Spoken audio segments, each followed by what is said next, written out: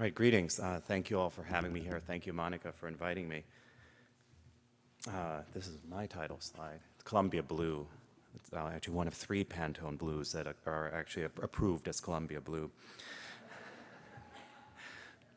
The session brief for this panel suggests taking Rainer Banham's 1971 Los Angeles, The Architecture of 4 Ecologies as a departure point. And that's just what I'm going to do, even though it's a kind of concluding point, actually. But as I do so, I'm going to talk about and show some images from the book, The Infrastructural City, that I published about 2 years ago. It came out of the Network Architecture Lab in collaboration with the Los Angeles Forum for Architecture and Urban Design. And as well, I'm going to talk about some of the ongoing work that has been happening at the Net Lab since. When I finished the infrastructural city, I thought, well, it's going to, I'm glad to be done with that. And then it turned out that, in fact, it's continuing an ongoing project at the Net Lab. And obviously, it came out with with Obama's YouTube speech. We're talking about a new WPA, and it got everybody interested in infrastructure. Unfortunately, Larry Summers didn't have any interest in that, so kind of had some problems there. But it's obviously still something very important. Anyway, again, I'm going to talk from a position of being a researcher. I do get involved in things from policy to design from time to time, but this is really going to be looking at, again, at Banham and the things we laid out in the infrastructural city. So Banham set out to dissect the city as a total landscape, geographically, historically, physically, and psychically, as well as in terms of its infrastructural, social, and architectural systems. In doing so, Banham allowed us to talk about a condition that wasn't just historical or just spatial, but rather embraced both. My own book, The Infrastructural City, uses his survey as inspiration and as a point of departure, something I alluded to in the subtitle, Networked Ecologies in Los Angeles. Banham begins actually with an inspiration of his own. He takes his method from Anton Wagner's 1935 Los Angeles, Werden, Leben und Gestalt der Zweimillionenstadt in Southern California. And in this project, Wagner, which unfortunately this project has only been translated once in a transcript at the Getty Institute. It's never been published. It's a real shame. Wagner set out to understand the city as the intersection of a particular people. In fact, he looked at it racially as a Germanic people. He's writing in 1935. He's funded by the German government. And a particular landscape, in this case, the model, in this case, Los Angeles, and the topography there. And he actually wanted to use this as in the conclusion, which perhaps is best thought of as something tacked on for the funders, as a model for a metropolis then being planned somewhere a lot further east, in Prussia, in fact. Clearly, Banham had a very different agenda than building for a 1,000-year Reich. In fact, you could argue very much the opposite.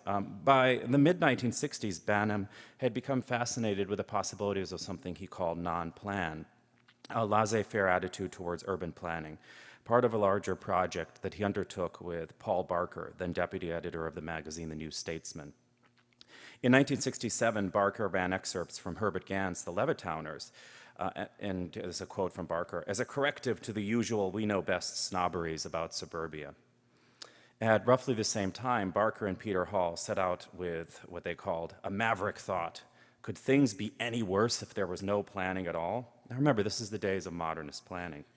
It isn't today, and that's, I think, something we need to keep in mind. The result, strongly influenced by Banham's writings in the magazine, was a special issue published in 1969 titled Nonplan, An Experiment in Freedom. Here's a quote from Barker on it. We wanted to startle people by offending against the deepest taboos. This would drive our point home. To this end, Banham, Hall, and architect Cedric Price each took a section of the revered British countryside. They think of it in kind of spiritual ways that we don't quite do. We try, but we don't really get away with it. And they did something remarkable. They blanketed it with a low-density sprawl driven by automobility.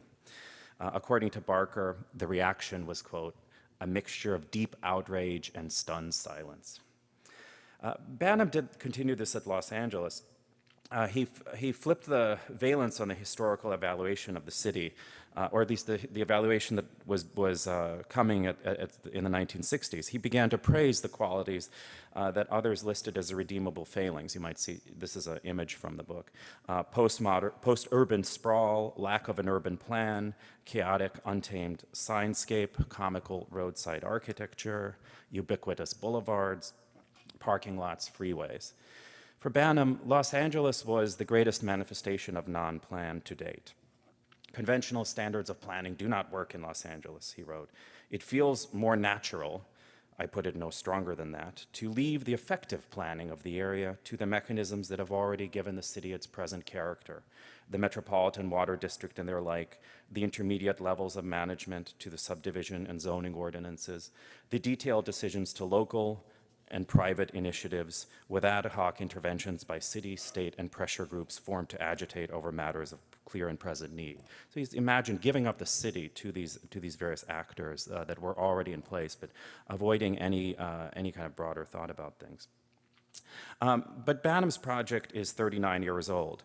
Let's reverse the timeline. It's kind of a game you can play that blogger Jason Kotke has put together.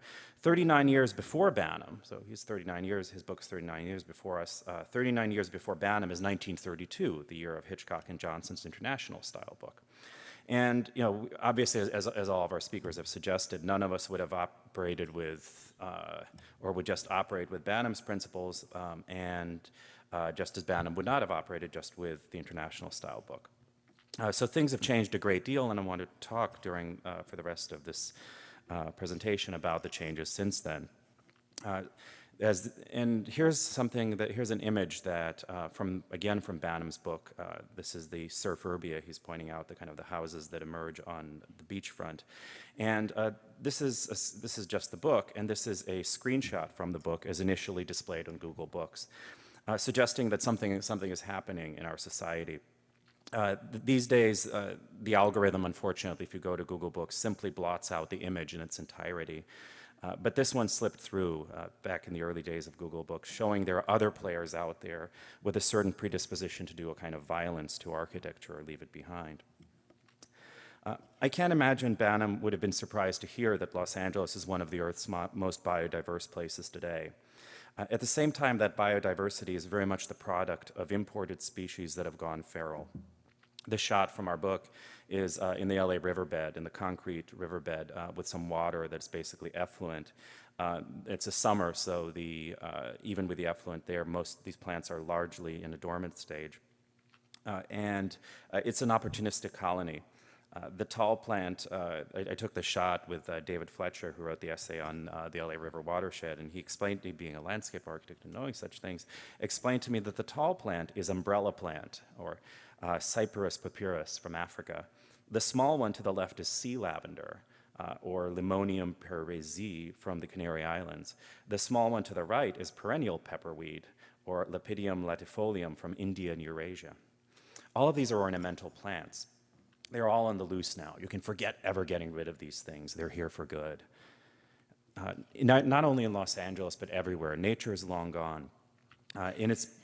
Whether it was there when in our lifetimes or in the lifetimes of people who were born in the early part of the 20th century, I'm not going to search for that, but any kind of idea of an untouched nature is far from us now. In its place is a hybrid world and feral world of networked ecologies, of monsters, of chimeras and cyborgs. Ecologies today are networked. Instead of being contiguous, they're discontinuous. Mapping is no longer enough to just understand where something fits. Nor is this just a question of technology. This is when people ask, what does the Network Architecture Lab do? They think immediately of technology, and obviously that's a huge part of it. At the same time, there are also other networks and other players in networks besides technology. And technology, after all, is just a kind of concretized form of the social. This is the Los Angeles River again, and it's a subject also of an immense amount of regulatory activity. This is another network that's crucial to look at. Spatial models developed decades ago simply don't work in an era in which competing ecologies of networks overlay everything. As David Fletcher writes in his essay in the book, quote, "The river itself has ceased to exist as a single entity. Rather, it's a jurisdictional matrix of boundaries, rights of way, easements, and liabilities. No single agency controls the river. The city of Los Angeles owns the water that flows within the city boundary. The water master manages groundwater. The County of Los Angeles Department of Public Works maintains the channel for flood safety, and the Army Corps of Engineers ensures the structural integrity and capacity of the channel to effectively convey flows. Together, the Corps and the county are responsible for maintenance and operations in the channel right of way. Finally, the state of California certifies that the waters meets the requirements of the Clean Water Act." So standing under a bridge in the river, you might be on private property in city-owned water in a channel built and maintained by the federal government within a county easement and in the air rights of the California Department of Transportation. Railways and utility easements flow on either side of you, conducting goods from the port and power to adjacent municipalities. Or take this scene from the Owens Lake, a site 200 miles from Los Angeles. The city drained it 100 years ago to quench its thirst. When the lake bed dried up, the minerals started blowing around, causing massive pollution, affecting both the local residents and the Naval Air Weapons Station in China Lake, where they developed top-secret planes like the stealth aircraft. Unable to spare, and there was this kind of massive dust storms that came off of this lake, causing both extreme health hazards for the people who live nearby and also for the planes. You don't want to fly through one of these. As a result, litigation and I think some not so publicized pressure in the city forced the city to take some action. Rather than, this is a lake that had no exit naturally for the last 10,000 years. So as a result, again, when it dried up, all of these salts and minerals that had been accumulating began blowing, and the city didn't have the money, the water was what it was, to flood the lake in its entirety. So instead, what it's doing is it's partially rewatering the site to a depth of a few inches with a computer-controlled sprinkler system with water that is pulled out from the aquifer under the lake. So in other words, that it isn't bringing the condition back to a natural condition, it's bringing it back to a kind of cyborg condition that also creates something entirely new. Until, of course, the aquifer is exhausted and the city gets into trouble again. Or take traffic. The city and state transportation departments assembled a network of embedded sensors, cameras, and other devices to ensure that traffic flows as best as possible. Just as the city sometimes closes storm drains and floods streets in order to prevent the flood control system from being overwhelmed, these entities do the same for traffic. So if they see too much traffic on a particular freeway, they're seeing, and they want to undo it, they will actually store traffic on the city streets. And so you'll think you're in a jam, and you are, but it's not an accident. You're in a jam to prevent further jams down the road, or rather to prevent those jams from being too overwhelming, because the jams themselves are part of the system. Another thing that's changed, and I think one of maybe the most crucial thing that's changed since Banham's day, is the role of non-plan in our thinking about the city. Here's an image of Watts Towers, which for Banham were the center of the city. An eruption of delirious creative madness spawned within the non-planned idea of Los Angeles. Of course, by the way, Los Angeles was planned. This was a misstep anyway, but that's another talk. Under Banham's influence today, there's a lot of talk about bottom-up planning and even a kind of interest in a certain kind of emergent urbanism. I think the kind of the emergent urbanism that was being presented earlier today was a lot smarter than that, but there is a lot of interest now in a kind of emergent urbanism that just begins with deploying a system and letting it move. But we have to tread carefully here, because Banham's interest in non-plan, shared with Peter Hall, Sir Peter Hall, even though he was a kind of great thinker, also his experiments led quite directly to enterprise zones and Canary Wharf. And I'm not sure that kind of neoliberal vision is the future we want. Non-plan was, again, a tactical move in an era of big planning, in the era of big infrastructure, big modernist plans, an era of freeways and massive infrastructure projects of that nature. That world's gone, left back behind in the 60s with this fellow. A decade after Banham, in particular in California, neoliberalism claimed victory with a taxpayer revolt of Proposition 13, preventing local governments from raising taxes to keep up with rising costs. Now California again faces crisis. Speaking in LA this week, a media theorist at a media conference, Sean Cubitt, stated, I think very eloquently, that emergent networks are not solutions to anything, but precisely the new terrain for political struggle. So Nonplan was a means of dealing with the rigidity of Fordist systems. Being so close to Detroit, I think that it's quite clear what problems that can bring. But our world is filled with unmappable networked ecologies. These are the underground service alerts in front of one Wilshire, privatized secret ecosystems sitting on top of hybridized feral ecosystems, some biological, maybe not in this case, some not. These are, again, underground service alerts showing fiber optic lines, gas lines, and water lines running in front of this major telecom center in LA. Due to political here's another example. Due to political pressure by mobile phone companies, the FCC has ruled that the only constraint communities can put on cell phone towers is aesthetic. This is a cell phone tree in a landscape near San Bernardino that had burned over a few months beforehand in a fire. There's only one survivor. Architects, you wonder why. Architects used to complain about these, but I can think of little better monument to the complexity of the system we live in. Like a tangle of roots in a garden gone wild. You can't pull these apart. Again, we can't put things back. So what do? I'll finish up in the last minute here. Archaeologist Joseph Tainter points out that there are dangers to the complexity that our civilization breeds.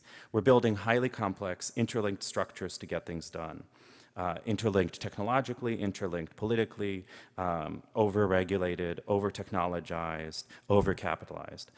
To do all of this requires energy. Eventually, Tainter observes, in societies, diminishing returns set in, the system collapses, shedding layers of complexity. For Tainter, the solution is more energy, but maybe there are other ways of intervening. Maybe we can just become more cognizant of the complexity of urbanism.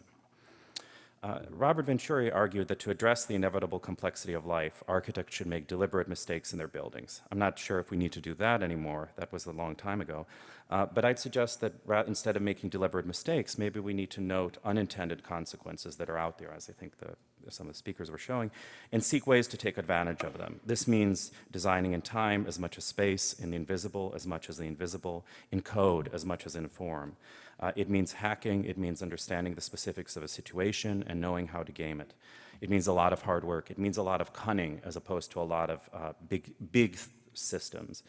I'm pretty confident that our architects are smart enough to do that and rise to that challenge. Thank you.